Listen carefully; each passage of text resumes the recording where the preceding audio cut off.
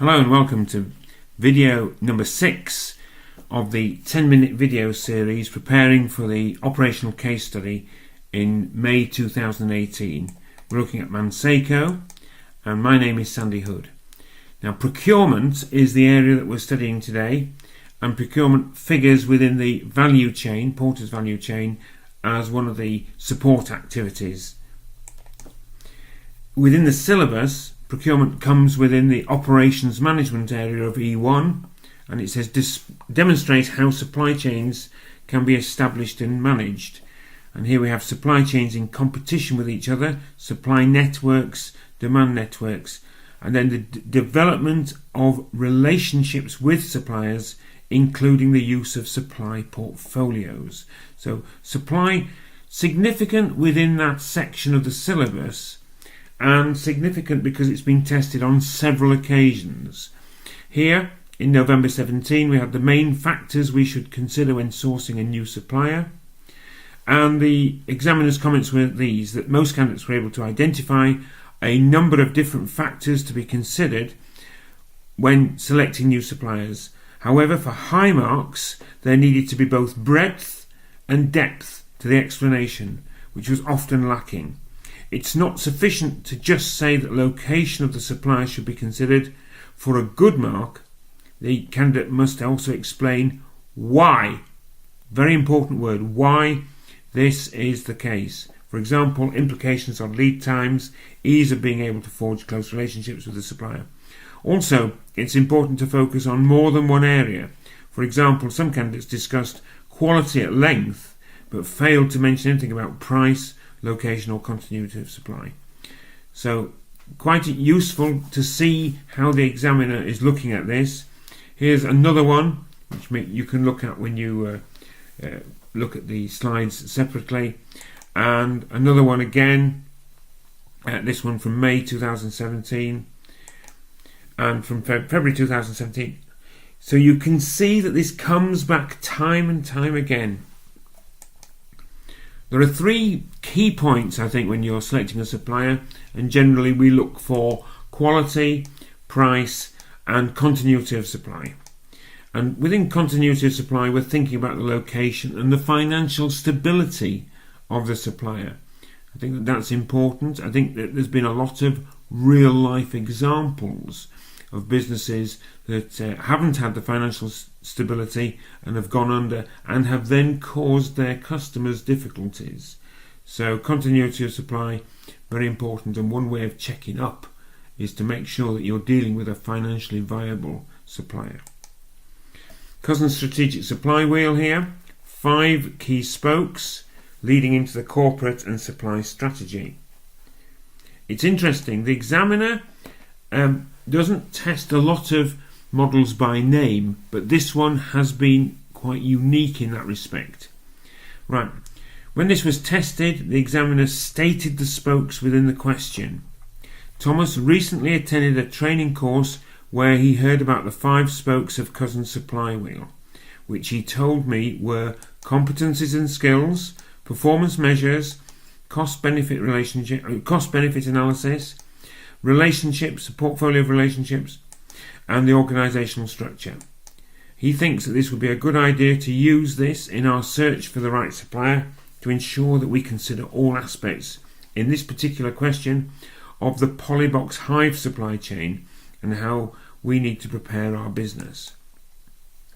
So if this was your question, having been read the question itself, you can identify that we have to apply Cousins supply wheel in respect of the selection and retention of new suppliers. So how would you plan your answer? Hopefully you'd be using the spokes as your headings and applying each to Mansako. So have you seen some clues in the pre-scene? Here, look at page 8. Mansako's worked with the same suppliers for a number of years, built up strong relationships with these suppliers.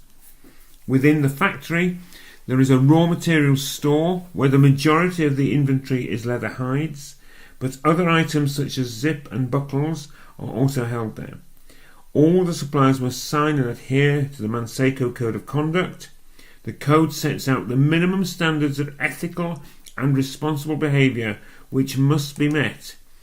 These are workplace health and safety, treatment of the workforce, including the use of child labour, forced labour and discrimination, employee policies, including fair remuneration and work conditions, animal welfare policies, including product and material traceability, and that's important given that we're using leather, and environmental protection policies. Let's look at the financials for more clues. Here I've taken the current assets and the current liabilities, and I've drawn up my inventory holding period. Look at that, 243 days this year, 273 last year.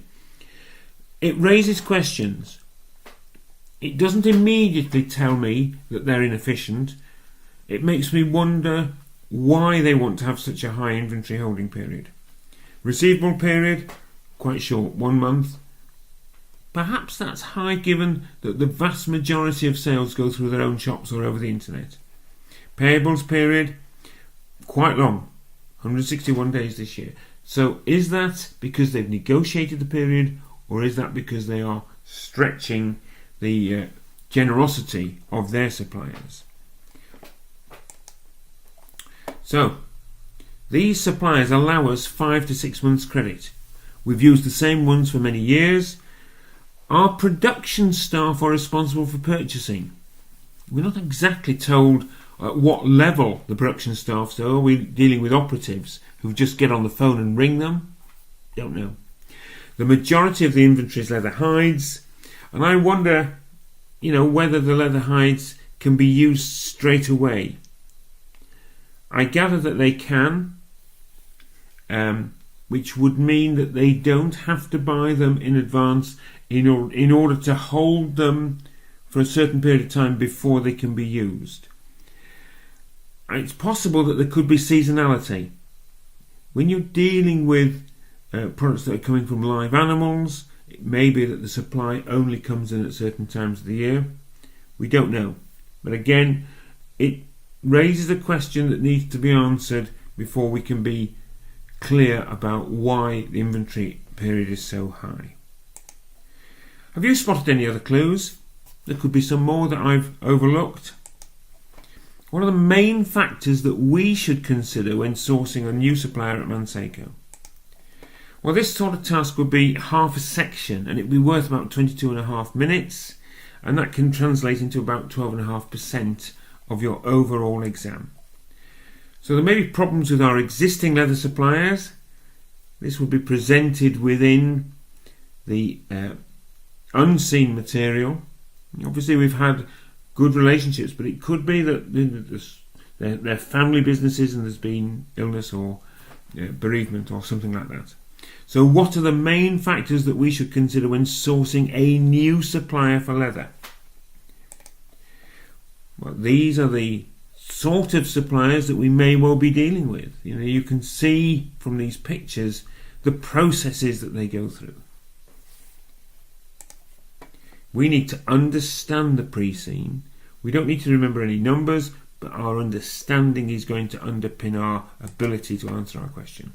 Identify the question, plan the answer, check that the plan addresses the task requirements, and then quickly write up a series of short paragraphs. 8 paragraphs should earn us about 8 marks, and that's about 64%, which would be a very good mark. We've got to use our headings, and here's a good plan. 5 minutes for the plan, 17 minutes to write up the answer. Here I'm using straight into the word processing document, not using the scratch pad. Just saves a few seconds that could give us the extra mark that we need to pass. Straight in with the list of the headings: leather quality, price, terms, basically the credit period. The reliability of those suppliers. That might mean that we're going to actually look and see other customers of theirs and get their comments. The lead time. Is there a minimum amount of order size? And having placed that order, how long do we have to wait before we can expect delivery? How willing do they appear to be in terms of collaborating? It may be that we need particular dyes to be used on the leather because our bags are going to be of a particular colour when we sell them. So will they be cooperative in terms of working with us in that sort of relationship that we often talk about in procurement? Are they financially viable? How easy is it for us to order? That's quite a good way of earning a mark from the examiner, because we fully understand that it's our production staff that place the orders, so there needs to be a relatively easy way for them to do it, and perhaps a bit of security as well to make sure that we don't find other people placing orders that we don't really need. And will they meet our code of conduct? So quite a detailed set of headings, probably slightly more than we'd really need, but within that, that's marvellous, because it gives a chance that we could skip some if we're looking at developing some of them further. So we have to check that we're answering the task requirements, and what are the main factors we should consider when sourcing a new supplier for leather, and these were the ones. Did we address those task requirements? Yes, we did, and at that point we can start to move into the writing of the paragraphs, those 3 or 4 sentence paragraphs under each of those headings that we will be earning a mark from. So there we had it. So I reckon that you should be preparing for this exam by revising procurement. It looks a fairly likely area. I mean, there's obviously a lot of questions within these 5 variants, but it's a fairly likely area that it's going to be tested. Try to imagine possible scenarios, and then practice planning and then writing up your answers. Don't look at somebody else's analysis and try and learn it, because that's not the same as understanding. If you produce your own, it will stick in your mind longer. I hope to see you for the next introductory recording, and if you want a copy of the slides, or even the slightly longer slides which actually go into me writing out the answers underneath the headings, then please contact Andrew at ultimateaccess.net. Thank you very, very much, and I'll look forward to our next video.